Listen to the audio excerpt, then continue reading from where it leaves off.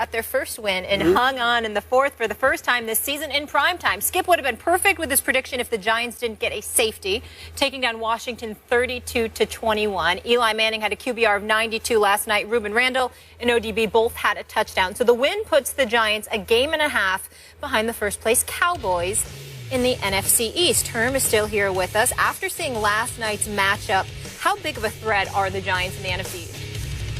Everyone's a threat in this division right now.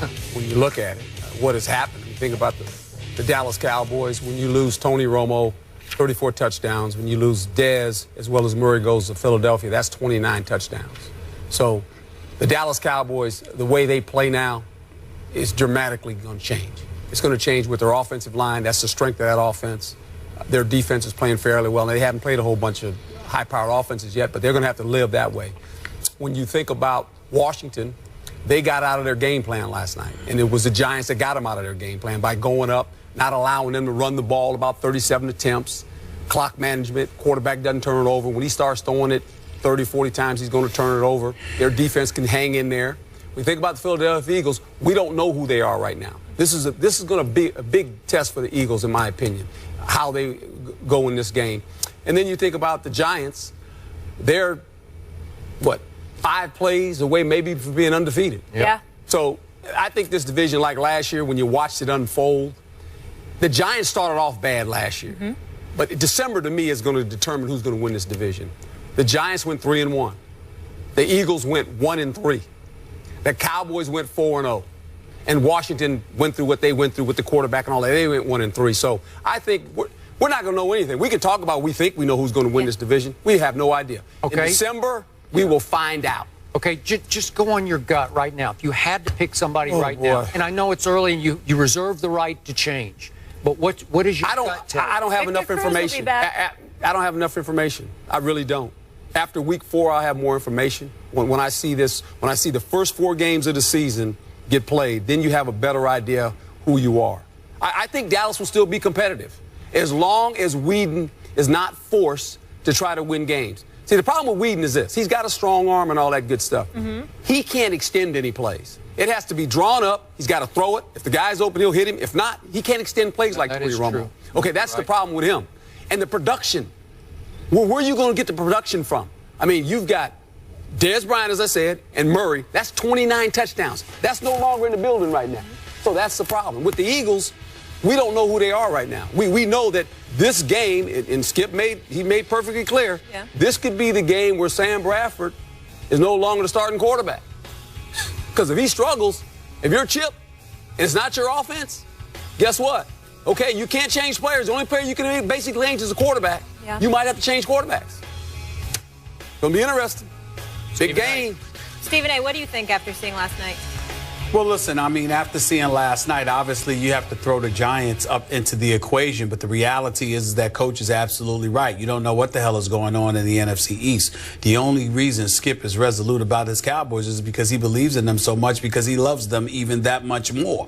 But the reality is that nobody expected the Eagles to have the problems that they have, number one. Number two, you look at the Redskins. Up until last night, you were looking at their play at the line of scrimmage, the way they were able to run the ball effectively, and it just seemed like they were going to be relevant. When you look at the New York Giants, even though people, pretty much almost everybody, relatively dismissed them because we just said they have a lethal offensive attack, but you wondered about the offensive line's ability to protect Eli Manning. You wondered about their running game. You wondered about their defense. They come after starting off 0-2 and being in position to win both of those games to handle in their business last night, and it was with 5 starters inactive. Victor Cruz wasn't there. Eric Flowers wasn't there. Dominique Rodgers-Cromartie wasn't there. This kid Kuhn wasn't there. You had a whole bunch of people that simply were not available. And so when you look at it from that perspective, you just have to say to yourself, all right, the Giants have to be in the mix. Beeson played last night for the first time as well. So you're going to have at least 4 or 5 starters back in the lineup eventually on the defensive side of the ball. And on the offensive side of the ball, we saw what they could do with just Ruben Randall and Odell Beckham Jr. Imagine what they're going to be able to do once Victor Cruz comes back. So that makes things incredibly, very, very interesting, rather. And so you just have to wait and see, because, again, Based on how Philadelphia was looking over the first 2 weeks, I think it's safe to say that the division belonged to the Cowboys. But then Romo went down. And so with Romo down, and you already knew Dez was out, you just don't know what the Cowboys are going to be right now. So it's very, very hard to be so definitive about the NFC East because bodies are just falling by the wayside for one reason or another. It could be injuries in the case of the Dallas Cowboys and the New York Giants. In the case of Washington, it's dissension because of RG3 and Kirk Cousins. In the case of the Philadelphia Eagles, it's Chip Kelly's system and whether he's going to stop acting like some mad genius and come to the football world with the rest of us where he understands that adjustment needs to be made and talent has to be first and foremost above everything else. You just don't know until the season progresses. But the NFC East is giving you a reason to be undecided because of so much activity that has happened in that division, more so than any other division in football right now. Skip. So, Yes. I am still sticking with my Dallas Cowboys because I don't see a world-beating threat among those other three teams the rest of the way. I have some reason to fear all three of them, except I don't fear Kirk Cousins if, in fact, he remains that quarterback, and I don't fear Sam Bradford if, in fact, he can stay upright as that quarterback. But I will tell you this, as a Cowboy supporter, I fear the Giants more than I fear the Eagles. And I'll tell you why. Because of that guy under center. That guy is one of the weirdest quarterbacks I have ever observed for a length of time because I never know what to expect from him. I'm going to remind you, Miss Giants fan, 3 times Eli Manning has led this league in interceptions. That is mind-blowing to me. Okay. But the way it happens, they're always 3 years apart. So he led the NFL interceptions in 2007. And the next year he said, I got to clean this thing up, which he's highly capable of doing. So he cut him in half. He went from 20 down to 10 the next year. Then here we go again. 3 years later, 2010, he throws 25 picks and it leads the league. Next year, all the way down to 16. Then here we go again. 3 years pass and he goes crazy again. It's like bad comedian Eli all of a sudden, right? He goes out there and just makes bad jokes. And the third time, 2013, he throws 27 interceptions. It's just a disaster for the team. But the next year, 2014, he cuts it almost in half, all the way from 27 down to 14. What is going on here? So you say, this guy, all of a sudden, this guy is playing incredibly clean, conservative, low-risk kind of football. He's got 4 touchdowns through 3 games, not spectacular, to 0 interceptions. 0 interceptions.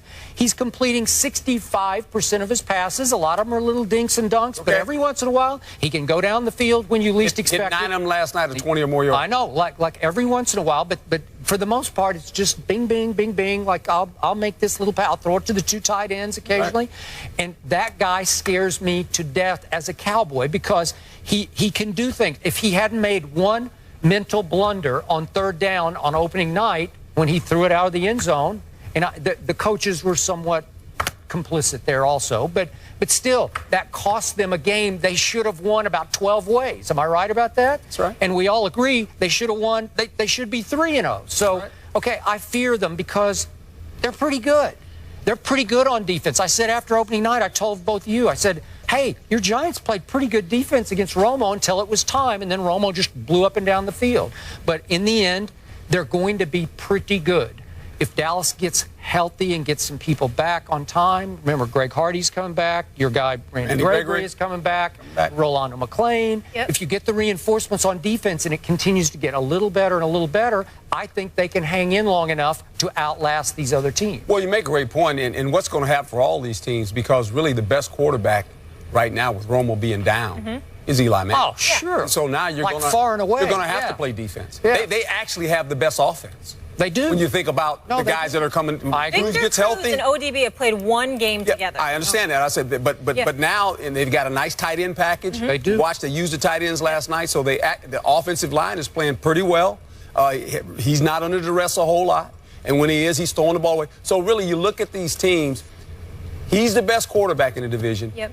Who is going to play the best defense for the rest of those 3 teams? Because that's what they're going to have. Jury's out. Yeah. Well, we don't know. Yeah. Stephen A. said it. We don't know. Dallas. Fair to say after this weekend we'll know a lot more in this division? We will know a lot more about the Philadelphia Eagles this week. A lot more. Okay. We will leave it there. Works for me. Big Ben in the Steelers term. Thank you so much. You'll be back later? Yes. All right. We're going to talk about the Steelers coming up here. They exploded versus the 49ers last week. Will they be able to repeat this performance this week against the Rams? That's the matchup we'll dive into next. Keep it here.